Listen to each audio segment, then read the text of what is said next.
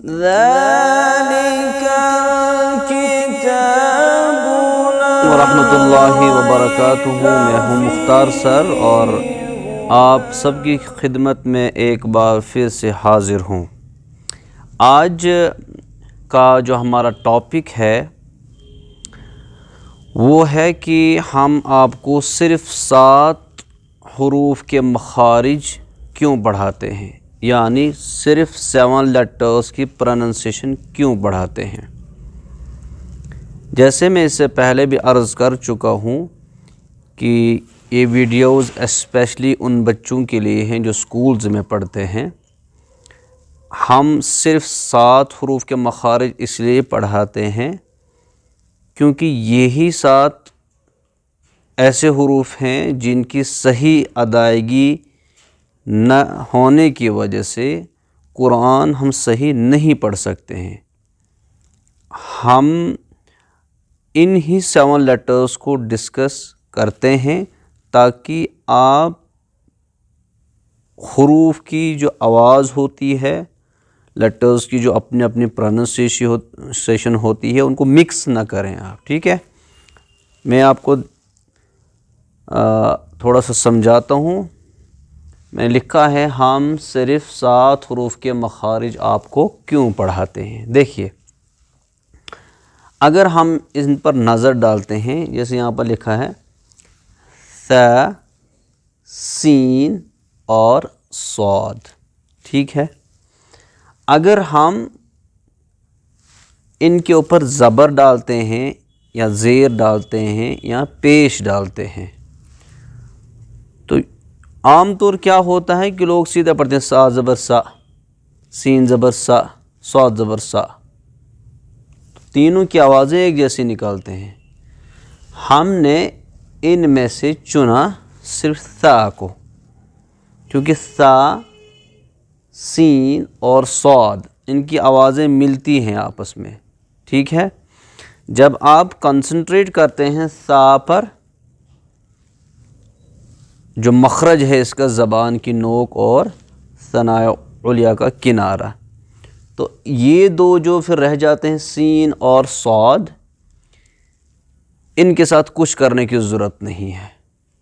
یوجولی جیسے آپ پڑھتے ہی ہیں سین صاد، بس ٹھیک ہے۔ صاد تو کوئی پڑھتا نہیں ہے، صاد کو صاد ہی پڑھتے ہیں۔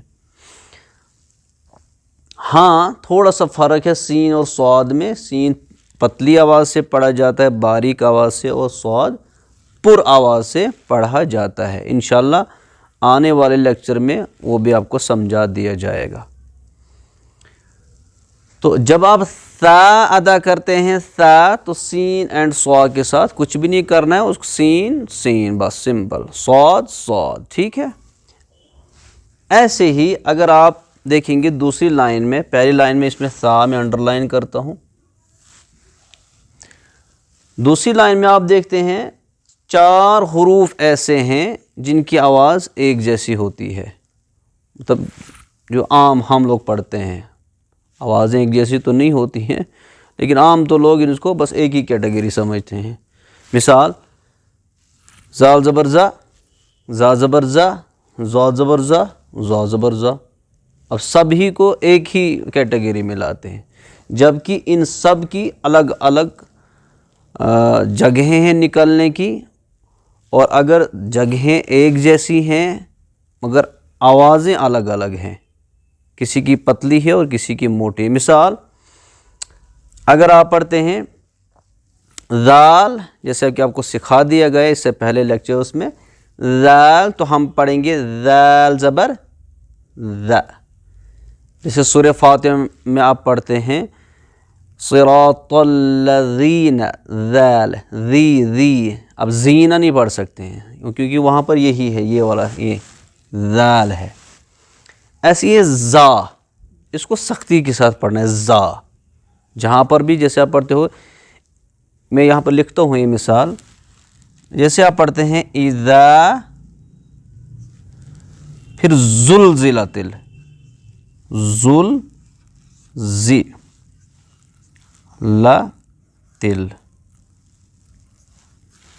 اس طرح میں لکھتا ہوں۔ دیکھیے یہاں پر ذال ہے، یہ والا اور یہ ہے زا. ٹھیک ہے, تو اس کو جب ہم پڑھیں گے تو اس کو پڑھیں گے ذال زبر ذا, لیکن اس کو پڑھیں گے زا پیش زو, سختی کے ساتھ پڑھیں گے, فرق ہے. اب اگر سیدھا پڑھتے ہیں زال زبر زا, زا پیش زو, تو زال کو بھی پڑھا وہی سیم پروننسیشن نکالی, زال زبر زا, زا پیش زو, یا زال زبر زا, زا زبر زا. فرق نہیں لگ رہا ہے, فرق ہونا چاہیے. فرق کیا ہے دیکھیے, زال زبر زا, یہ اگر پڑھیں گے آپ اس مثال کو ای ذا زلزلات الزل, یہ سختی سے آپ پڑھیں زل, اس کو نرمی سے پڑھ رہے ہیں اور اس کو سختی سے. یہاں پر ٹنگ ہماری باہر نکل رہی ہے اذا, یہاں پر ٹنگ باہر نہیں نکل رہی ہے. ایسے ہی ہے ضاد, ضاد. ٹھیک ہے, اور اس کے ساتھ دوسرا یہ اسی لائن میں ہے وہ ہے ضاد. ضاد کا آپ کو بتا دیا گیا, جو سائیڈ آف دا ٹنگ ہے ہمارا لیفٹ یا رائٹ, جس کو زبان کی کروٹ کہا جاتا ہے, اس کے لیے آپ لیکچر نمبر 3 دیکھ سکتے ہیں. لیکچر نمبر 2, لیکچر 2 میں اس کو واضح کیا گیا ہے کہ ضاد کی پروننسیشن کیا ہے, کیسے اس کو ادا کرنا ہے.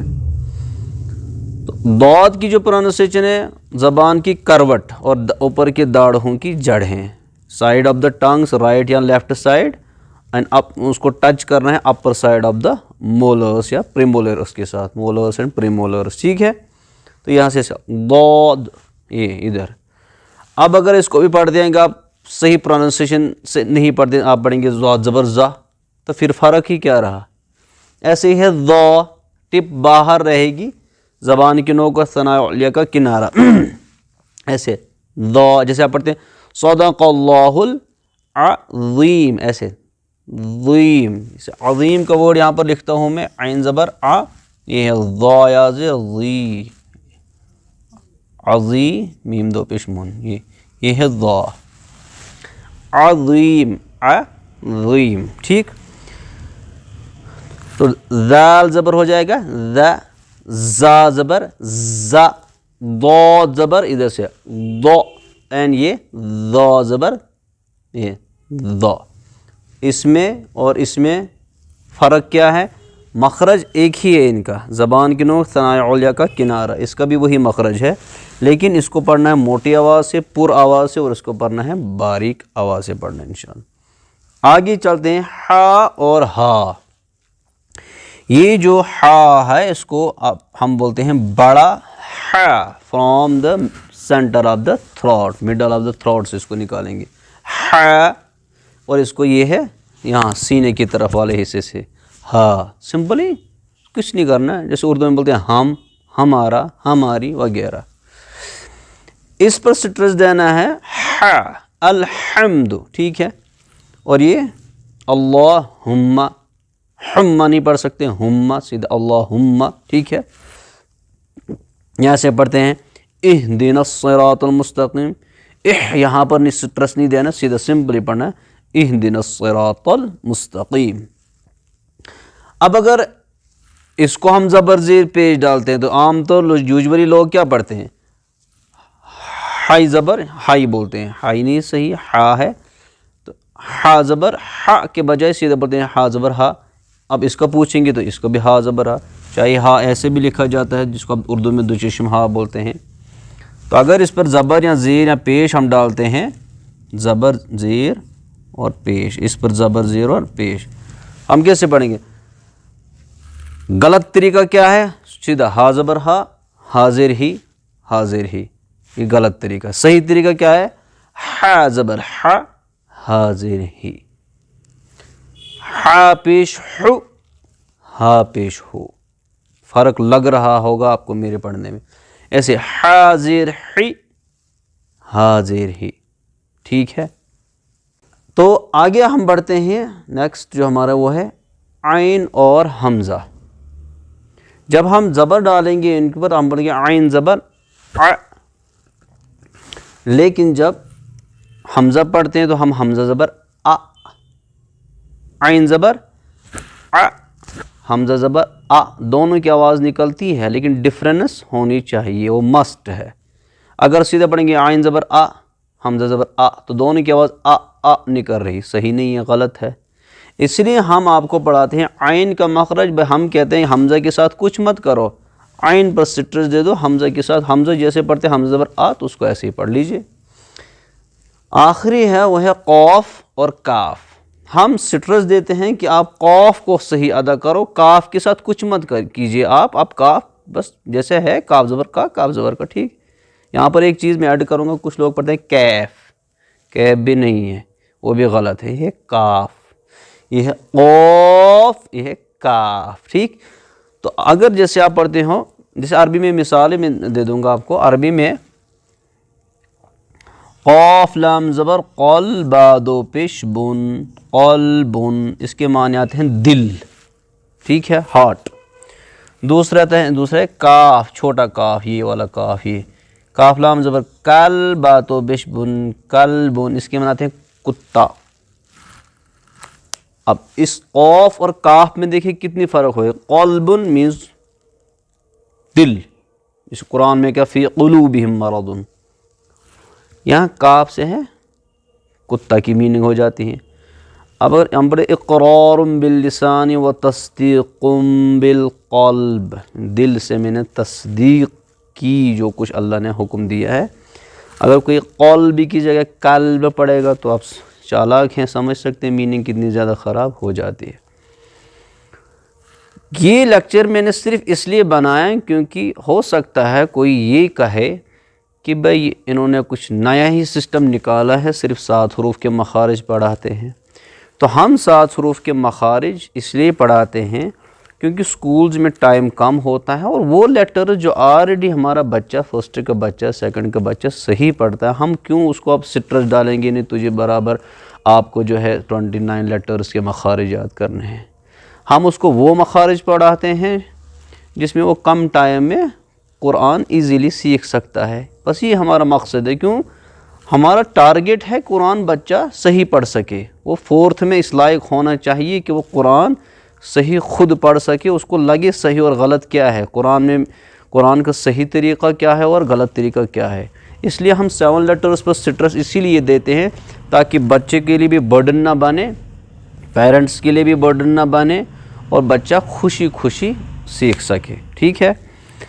تو آج تک ہم نے جو کچھ پڑھا، آج ہمارا جو لیسن نمبر 1 تختی نمبر 1 ہے مفردات کا، وہ کمپلیٹ ہو جاتا ہے۔ ویسے وہ کل ہی لیکچر نمبر 3 میں ہی کمپلیٹ ہو گیا تھا، لیکن آج کا لیکچر صرف اس غرض سے بنایا گیا تاکہ اگر کسی کے ذہن میں اگر یہ بات چلتی ہو کہ ہم یہ لوگ کیوں پڑھاتے ہیں صرف 7 لیٹرز کے، اور یہ بھی بتاؤں گا یہ کسی کتاب میں نہیں لکھا ہوا ہے کہ آپ صرف 7 حروف کے، یہ ہماری اپنی ایکسپیرینس ہے۔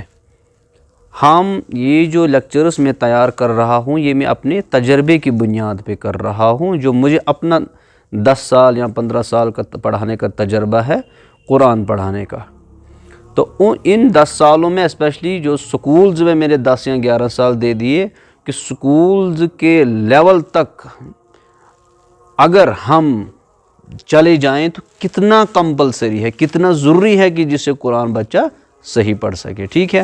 اللہ تعالیٰ سے امید کرتا ہوں کہ اللہ تعالیٰ ہم سب کو قرآن صحیح پڑھنے کی توفیق دے۔ قرآن کے حقوق ہیں، سب سے پہلا حق تو اسی کا یہی ہے کہ اس کے الفاظ کو صحیح ادا کیا جائے، ٹھیک ہے۔ جیسے اللہ تعالیٰ نے فرمایا وَرَتِّلِ الْقُرْآنَ تَرْتِيلًا، قرآن کو سوچ سمجھ کر ٹھہر ٹھہر کر پڑھ لیجئے، ٹھیک ہے۔ تو اس میں جو علماء نے پہلی چیز لکھی ہے وہ یہی ہے کہ ہمیں قرآن کے الفاظ کو صحیح کرنا ضروری ہے ہمارے لیے، ٹھیک ہے۔ قرآن کے الفاظ جب ہمارے صحیح ہو جائیں گے، ہم کے مخارج، ان کی پروننسیشن، اس پڑھنا جب ہمیں صحیح ڈھنگ سے آ جائے گا، اس میں ثواب ہی ثواب ہے انشاءاللہ الرحمن۔ اور اسی پڑھنے میں اللہ کے نبی صلی اللہ علیہ وسلم فرمایا کہ 1 حرف کے بدلے 10 نیکیاں آپ کو ملتی ہیں۔ اللہ تعالیٰ سے دعا گو ہوں کہ اللہ تعالیٰ ہم سب کو قرآن صحیح پڑھنے کی اور اس پڑھنے کے بعد اس کو سمجھنے کی توفیق عطا فرمائیں۔ آج کے لیے اتنا ہی، انشاءاللہ اگلے لیکچر کے ساتھ پھر کبھی حاضر ہو جاتا ہوں، تب تک کے لیے خدا حافظ، السلام علیکم ورحمۃ اللہ۔